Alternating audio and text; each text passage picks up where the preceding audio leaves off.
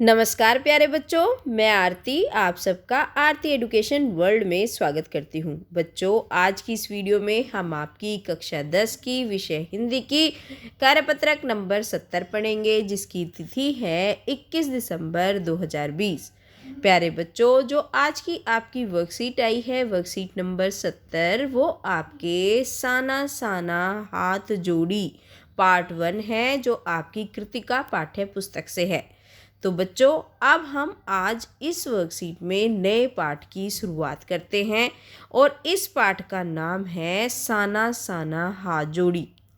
अब ये क्योंकि इसका अर्थ ये हिंदी लैंग्वेज नहीं है, तो इसका अर्थ आपको आगे जानने को मिलेगा। इसका मतलब क्या होता है। यह पाठ एक साहित्यिक विधा है, साहित्यिक विधा, और उसका प्रकार है यात्रा वृतांत। यात्रा वृतांत क्या होता है? जब किसी स्थान की यात्रा करना, यात्रा के दौरान जो पहुंचने का साधन है, उस स्थान की भौगोलिक स्थिति कैसी है, सामाजिक स्थिति क्या है, आर्थिक और सांस्कृतिक परिवेश का जब सही रूप में वर्णन करते हैं तो उसको बोलते हैं यात्रा वृतांत। समझे? जब उसके बारे में बताते हैं, सारी की सारी चीज़ों के बारे में, वहाँ के भौगोलिक स्थिति, वहाँ का सामाजिक आर्थिक सांस्कृतिक सारे परिवेश के बारे में जब हम जानकारी मिलती है हमें जिससे, तो वो होता है यात्रा वृतांत।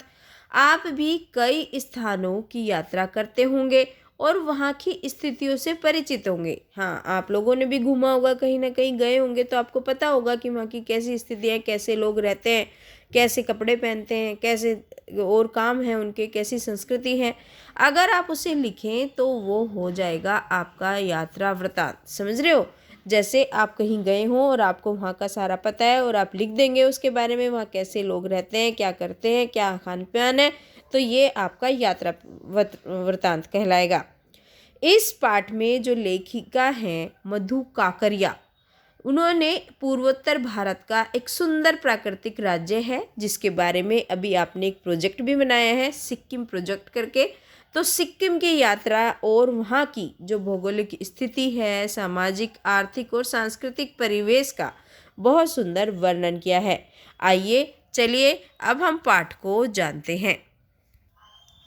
मैंने हैरान होकर देखा जैसे उल्टा पड़ा था और सारे तारे बिखर कर नीचे टिमटिम आ रहे थे। ये अपने शब्दों में बयान कर रही है कि कैसा लग रहा था उन्हें, कैसा दिख रहा था। जो इसकी लेखिका मधु काकरिया हैं, जब उन्होंने देखा तो कह रही मैं हैरान हो गई, मुझे ऐसा लग रहा था कि सब कुछ उल्टा हो गया है और जो सारे के सारे जो सितारे हैं वो बिखर गए हैं और नीचे आ गए और टिमटिमा रहे हैं।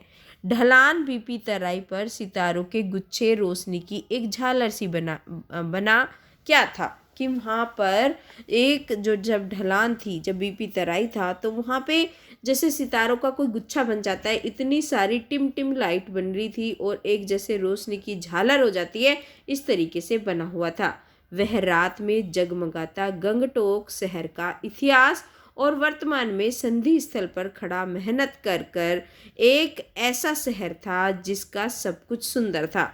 तो अब वो उसकी सुंदरता का वर्णन कर रही है, क्योंकि वो बता रही है कि जो रात में इस तरीके से टिमटिमा रहा था। क्योंकि आपको पता ही है बच्चों, जब रात होती है तो शहर की सारी जो लाइटें हैं वो जल जाती हैं और उससे जगमगाने लगता है, और वहाँ तो सिक्किम में तो खूबसूरती भी ज़्यादा है। तो वो गंगटोक शहर की स्थिति का बता रही है कि वहाँ का इतिहास और जो वर्तमान का जो संधि स्थल पर वो ऐसा शहर है जहाँ सब कुछ ही बढ़िया है, सब कुछ ही सुंदर है। सुबह शाम रात रहस्यमयी सितारों से भरी रात में सम्मोहन जगा रही थी, और वो कह रहे थे जो सुबह है और जो शाम है वो मतलब इतनी रहस्यमयी सी लगती है कि ये सुबह हो गई या शाम हो गई या रात है, कुछ नहीं पता चलता, और वो हमें सम्मोहित करती है, अपना जादू चला रही है।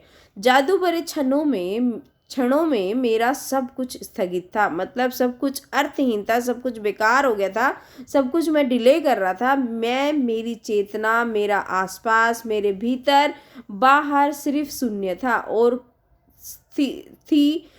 थी अति इंद्रियता में डूबी रोशनी की वह जादुई झालर। वो कह रहे हैं कि मेरा कुछ भी काम नहीं कर रहा था, मेरी चेतना ने, मेरे सब चीज़ ने, जो मेरे सब कुछ है अंदर बाहर कुछ नहीं काम कर रहा था, सब कुछ काम करना बंद कर दिया था।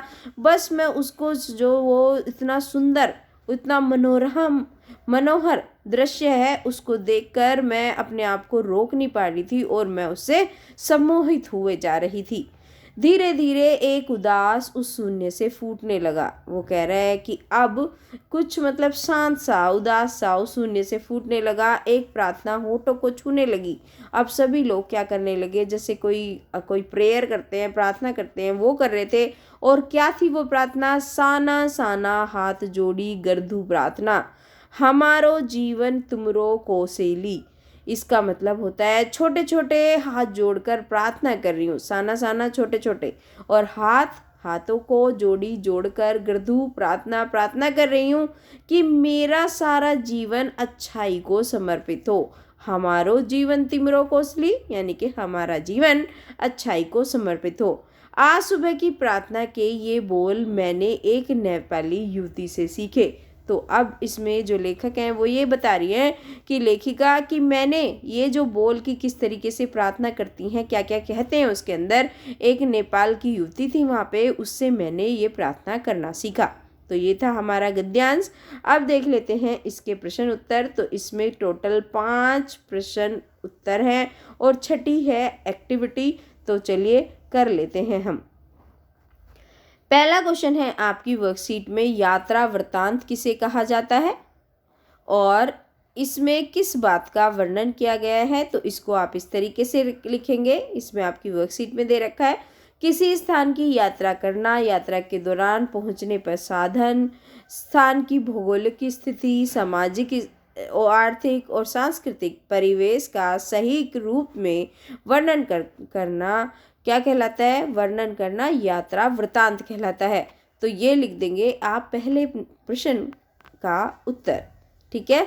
अब दूसरा प्रश्न है आपका प्रश्न 2, लेखिका कहाँ गई थी और वह स्थान भारत में कहाँ स्थित है। तो इसका उत्तर आप इस तरीके से लिखेंगे, लेखिका मधु काकरिया पूर्वोत्तर भारत के कहाँ गई थी। तो बता दिया हमने कहाँ पे स्थित है, पूर्वोत्तर भारत के एक सुंदर प्राकृतिक राज्य सिक्किम की यात्रा करने गई थी। और ये इसमें ही आ गया है कि ये कहाँ पे है, पूर्वोत्तर भारत का सुंदर प्राकृतिक राज्य। ठीक है। चलिए प्रश्न नंबर 2 हो गया हमारा। प्रश्न नंबर 3 की तरफ रुख करते हैं। तो प्रश्न नंबर 3 आपकी वर्कशीट में पूछ रहा है कि रात में जगमगाता गंगटोक शहर कैसा दिख रहा था, वहाँ की सुंदरता का वर्णन लेखिका ने किन शब्दों में किया है। तो आप इसका उत्तर इस तरीके से लिखिए। लेखिका कहती हैं कि रात में जगमगाता गंगटोक शहर का इतिहास और वर्तमान के संधि स्थान पर खड़ा मेहनत कर एक ऐसा शहर था जिसका सब कुछ सुंदर था। सुबह शाम रात रहस्यमयी सितारों भरी रात में सम्मोहन जमा रही थी। तो ये लिख देंगे आप प्रश्न नंबर 3 के उत्तर में। ठीक है बच्चों।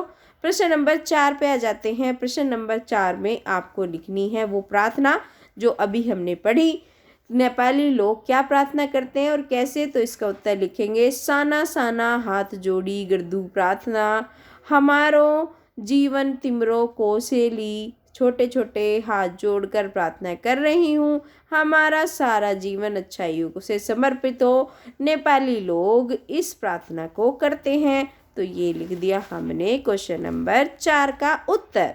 अब आ जाते हैं प्रश्न नंबर 5 की तरफ। प्रश्न नंबर 5 है, नेपाली युवती से लेखिका ने क्या सीखा। तो इसका उत्तर लिखेंगे, नेपाली युवती से लेखक ने क्या सीखा था, जो प्रार्थना के बोल सीखे थे, यानी कि प्रार्थना सीखी थी। तो आप इसका लिख देंगे, नेपाली युवती से लेखिका ने प्रार्थना सीखी थी। ठीक है बच्चों।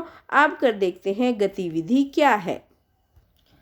एक्टिविटी दी गई है बच्चों इसमें कि अपनी किसी यात्रा का वर्णन अपने शब्दों में कीजिए। तो आपने जहाँ भी कहीं घूमा हो आप उसको लिख सकते हैं। तो जैसे मैंने लिखा है 2018 में हमने वैष्णो देवी मंदिर की यात्रा की थी जो उत्तरी भारत में स्थित है। वह एक धार्मिक स्थल है। मैं अपने पूरे परिवार के साथ वहाँ यात्रा करने गई थी। हमने कई नई नई चीज़ों के दर्शन किए। वहाँ का स्वच्छ, साफ और प्राकृतिक वातावरण मेरे हृदय को छू गया। बड़ी दूरी तय करने के बाद हमें वैष्णो देवी माता के दर्शन हुए। वहाँ जाकर हमें अत्यंत सुख प्राप्त हुआ और हमने अपने दिल की बातें माता के सामने रखी। वह यात्रा मेरे लिए बहुत यादगार रही और मैं फिर से वहाँ भ्रमण करना चाहूँगी। तो ये आपकी गतिविधि है, आपको जो भी कोई आपका एक्सपीरियंस है आप उसको भी लिख सकते हैं। तो ये हो गई बच्चों आज की आपकी हिंदी की वर्कशीट। होपफुली वीडियो आपके लिए बहुत हेल्पफुल रही होगी। तो बच्चों, आप अगर चैनल पर नए आए हैं, अभी तक आपने चैनल को सब्सक्राइब नहीं करा है तो सब्सक्राइब कर लीजिए, क्योंकि यहाँ पर आपको बहुत सारी इंपॉर्टेंट वीडियो आपके एग्ज़ाम से रिलेटेड भी देखने को मिलेंगी। धन्यवाद और अपने दोस्तों के साथ शेयर करना बिल्कुल ना भूलना। और जिन बच्चों ने अभी तक वीडियो को लाइक नहीं करा है तो वीडियो को लाइक भी कर दीजिए। एक अपना प्यारा सा कमेंट छोड़ेंगे तो मुझे भी बड़ा अच्छा लगेगा। Thank you students.